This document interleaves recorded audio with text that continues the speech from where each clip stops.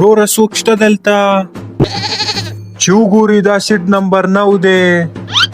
او وروره کینه تړون یې بالکل تورې چشمې ماسې لګوي ټول ضروري اعلان واورئ دا جهاز الوتلو والا دی او ټول خپل پرتوغاښونه وتړئ جهاز شوتېدلو والا دی پرتوغاښونه هم نه یې تړلي نو پرتوګ به هم وخیږي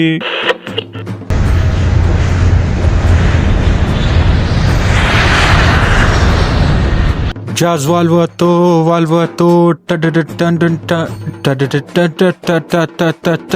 اروره ډېر خوشحاله ښکاري روره زما واده را روان دی کیږي ښځه مې ډېره ښکلې ده ځکه مې د خولې نه ګانې نن روره ته خو وړونې تا ته څنګه ښکاره شوه چې ستا ښځه ښکلې ده او که نه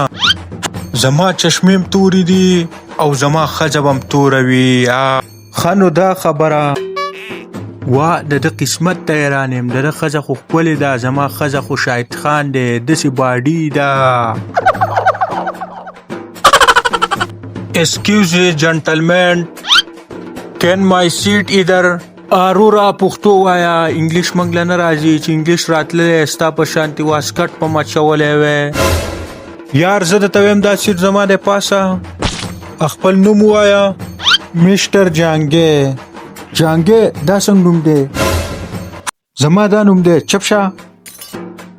اروره غوسه کېږه مه دی خو مذاق کوي کښېنه راځه جانګي صاحب ته کار څه کې د جانګي کار به کوي زویه په تمیز خبرې کوه ته ما نه پیژنې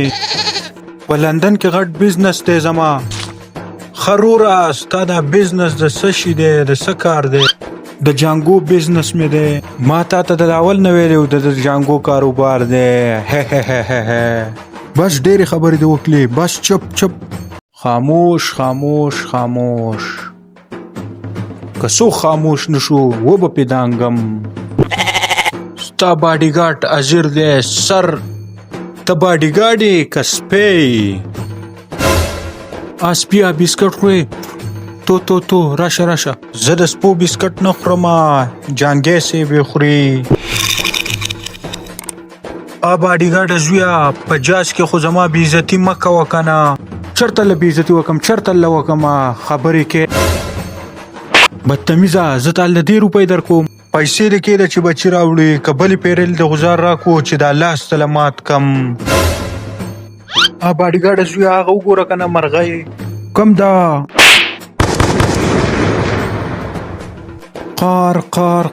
زه قارېږم نه چې قار شم ځمکه شلو نه ما نه والی باډیګارډ صاحب ده والی قسم دی ده والی ستا خو